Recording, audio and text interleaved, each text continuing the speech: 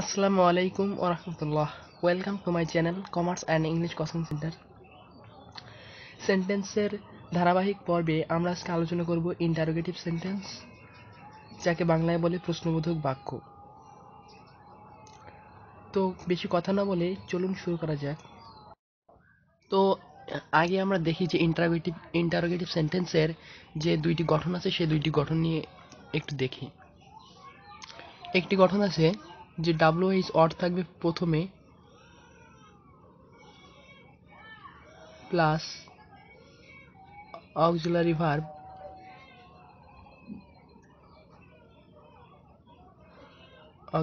Verb plus subject plus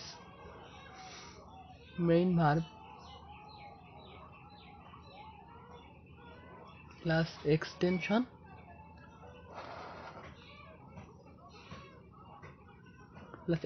plus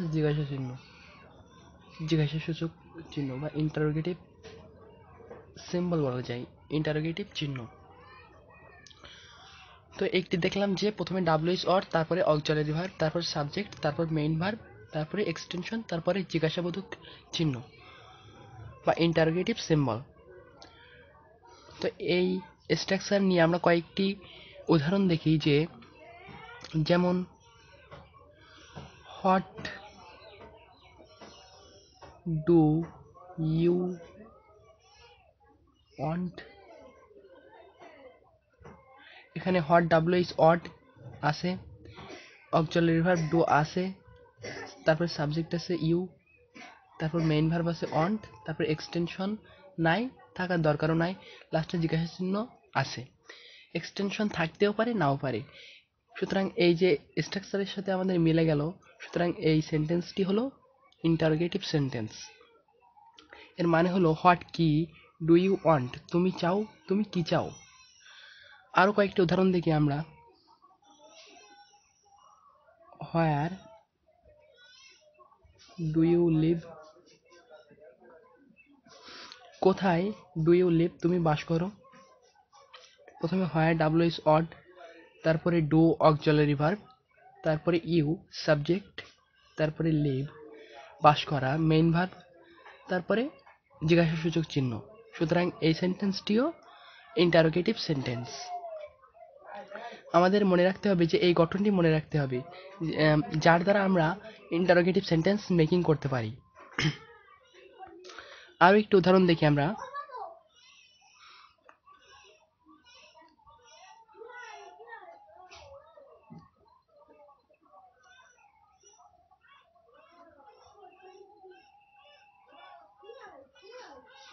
how কিভাবে, did you make তৈরি করেছিলে, ইট এটা, কিভাবে তুমি তৈরি করেছিলে এটা, কিভাবে তুমি তৈরি করেছিলে এটা। তো এখানে দেখি প্রথমে WH অড আছে, তারপরে আছে ডিড অক্সিলারি ভার্ব আছে, তারপরে সাবজেক্ট ইউ আছে, তারপরে মেক মেইন ভার্ব আছে, তারপরে এক্সটেনশন ইট আছে, থাকতেও পারে নাও পারে, তবে লাস্টে জিজ্ঞাসা চিহ্ন আছে। এটা দেখলে আমরা বুঝতে পারবো যে এটা ইন্টারোগেটিভ সেন্টেন্স এবং এটা মেকিং করা সঠিক হয়েছে। যে প্রথমে WH অড, তারপরে অক্সিলারি ভার্ব, তারপরে সাবজেক্ট, তারপরে মেইন ভার্ব, তারপরে এক্সটেনশন, আমরা বুঝবো যে তাহলে ঠিক আছে। তবে আমরা যদি সরাসরি দেখে পারি, চিনতে চাই যে দেখেই যেন আমরা বলতে পারি যে এটা ইন্টারোগেটিভ সেন্টেন্স, সেক্ষেত্রে আমরা মনে রাখবো যে প্রথমে WH অর থাকবে এবং শেষে জিজ্ঞাসাবোধক চিহ্ন থাকলে আমরা তাকে বলবো ইন্টারোগেটিভ সেন্টেন্স। শেষে জিজ্ঞাসাবোধক চিহ্ন দেখলেই আমরা বলতে পারি যে এটা ইন্টারোগেটিভ সেন্টেন্স। এর পরবর্তী আরেকটি গঠন আমরা দেখি। অ্যাকচুয়ালি আমরা একে তিনটা গঠন বলতে পারি। তো এইটা হলো দ্বিতীয় গঠন। প্রথমে থাকবে হু অথবা হোয়াট, এই দুইটা মেইনলি, এই দুইটা। তারপরে থাকবে মেইন ভার্ব থাকবে প্লাস এক্সটেনশন প্লাস জিজ্ঞাসা চিহ্ন বা প্রশ্নবোধক চিহ্ন। তো প্রথমে দেখি হু অথবা হট, তারপরে মেইন ভার্ব, তারপরে এক্সটেনশন, তারপরে জিজ্ঞাসা চিহ্ন। তো আমরা কয়েকটি উদাহরণ দেখি। হু আর ইউ, কে হয় তুমি, তুমি কে, হু আর ইউ, তুমি কে। এখানে আর কিন্তু মেইন ভার্ব। প্রথমে W is word who, W is word, তারপরে মেইন ভার্ব আর, তারপরে এক্সটেনশন ইউ, তারপরে জিজ্ঞাসা চিহ্ন। একটি কথা বলে দিই যে কোনো সেন্টেন্সে যদি মেইন ভার্ব না থাকে, অক্সিলারি ভার্ব যদি একটি ভার্বই থাকে, কোনো অক্সিলারি ভার্ব যদি একটি থাকে আর যদি কোনো মেইন ভার্ব না থাকে, তখন সেই অক্সিলারি ভার্বটাই মেইন ভার্বে পরিণত হয়। যেমন এখানে আছে ডাব্লিউ ইজ ওয়ার্ড, তারপরে আর, শুধু একটি অক্সিলারি ভার্ব, আর কোনো ভার্ব নেই, সুতরাং এখানে আরটা হলো মেইন ভার্ব, প্লাস তারপরে আছে সাবজেক্ট, তারপরে অথবা হু আর ইউ, কে হয় তুমি। এখানে আমরা এক্সটেনশনে এখানে সাবজেক্ট বলতে পারি, অথবা হ্যাঁ এই এক্সটেনশন যেটা হচ্ছে এখানে এক্সটেনশন না বলে আমরা এখানে সাবজেক্ট বলতে পারি। সরি, এটা আমার মিস্টেক। তো এখানে আমরা সাবজেক্ট বলবো। এটা প্রথমে হু, তার হু অথবা হট, তারপরে মেইন ভার্ব, তারপরে সাবজেক্ট, তারপরে ইন্টারোগেটিভ সিম্বল বসলো। সুতরাং সেন্টেন্সটি হলো ইন্টারোগেটিভ সেন্টেন্স। এরপরে আরও একটি গঠন আছে। ইন্টারোগেটিভ সেন্টেন্সের এই তিনটি গঠন আমাদের মুখস্থ থাকলে আমরা যে কোনো সেন্টেন্সের উত্তর দিতে পারবো আশা করি। এরপরে ইন্টারোগেটিভ সেন্টেন্সের যে তৃতীয় গঠনটি আছে সেটা হচ্ছে প্রথমে থাকবে auxiliary verb,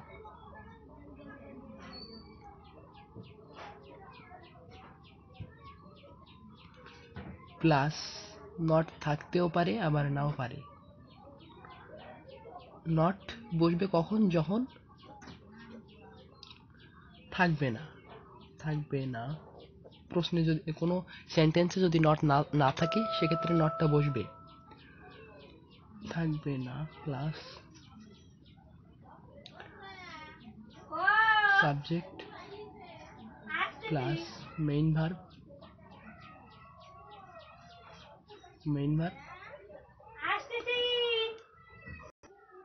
first of all থাকবে অক্সিলারি ভার্ব, তারপরে নট থাকতেও পারে নাও পারে, তারপরে সাবজেক্ট, তারপরে মেইন ভার্ব, তারপরে এক্সটেনশন থাকতেও পারে নাও পারে, প্লাস লাস্টে ইন্টারোগেটিভ সিম্বল, জিজ্ঞাসাবোধক চিহ্ন।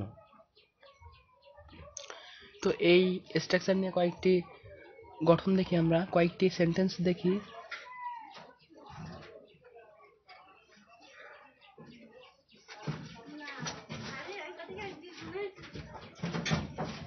Can you help me, can you help me, তুমি কি আমাকে সাহায্য করতে পারো। এখানে হলো ক্যান হলো অক্সিলারি ভার্ব, তারপরে ইউ হলো সাবজেক্ট, তারপরে হেল্প হলো মেইন ভার্ব, তারপরে মি হলো এক্সটেনশন, তারপরে ইন্টারোগেটিভ সিম্বল। তো এই সেন্টেন্সটি হলো ইন্টারোগেটিভ সেন্টেন্স, যেহেতু প্রথমে আছে অক্সিলারি ভার্ব, তারপরে আছে সাবজেক্ট, তারপরে মেইন ভার্ব, তারপরে এক্সটেনশন, তারপরে জিজ্ঞাসাবোধক চিহ্ন।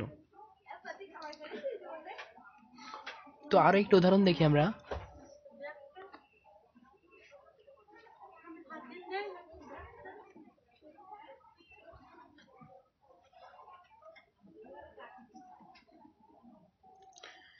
Can not you do it, তুমি কি পারবে না, তুমি কি পারবে না করতে এটা। Can not you do it, তুমি কি এটা করতে পারবে না, পারবে না তুমি করতে এটা।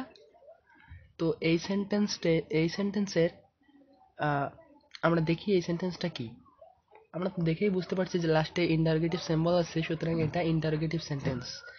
আর প্রথমে অক্সিলারি ভার্ব আছে অথবা ডাব্লিউ ওয়ার্ড আছে। তবে আমরা একটু একেবারে ভালোভাবে পরীক্ষা করে দেখি যে আসলে সেন্টেন্সটা ঠিক আছে কিনা।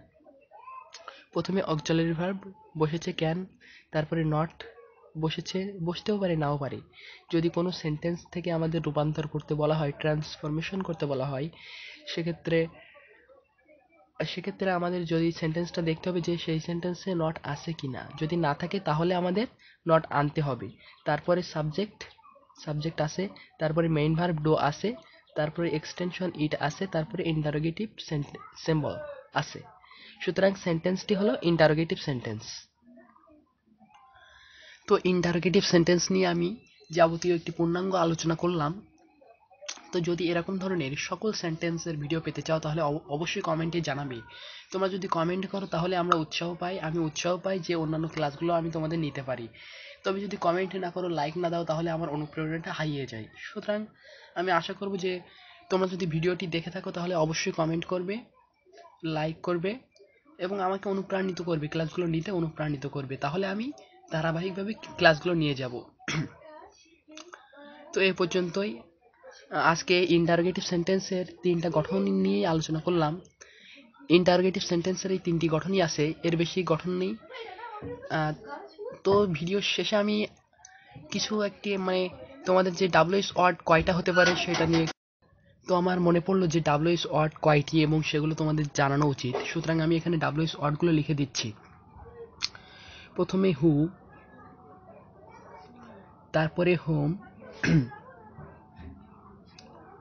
তারপরে হট, তারপরে হুজ, তারপরে হুইস, তারপরে হোয়াই, তারপরে হোয়ার, তারপরে হাউ, তারপরে আছে হোয়েন। এছাড়া থাকতে পারে হোয়াটএভার, এগুলো এক্সট্রা। তবে তোমাদের মেইনলি কিন্তু এখানে 1টা 2টা 3টা 4টে 5টা 6টা 7টা 8টা 9টা, এই 9টা মেইনলি। তারপরে তোমাদের এগুলো জানা উচিত। হোয়াটএভার, তারপরে হোয়েনএভার,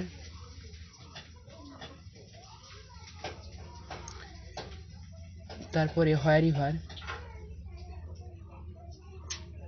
এই কয়টাই হলো তোমার ডাব্লিউএইচ ওয়ার্ড। তা আমরা অনেকেই জানি না যে ডাব্লিউএইচ ওয়ার্ড সংখ্যায় কয়টি। তো এই কয়টাই হলো ডাব্লিউএইচ ওয়ার্ড, এর বাইরে কোনো ডাব্লিউএইচ ওয়ার্ড নাই। তো এ পর্যন্ত সকলে ভালো থাকো। আসসালামু আলাইকুম ওয়া রাহমাতুল্লাহ।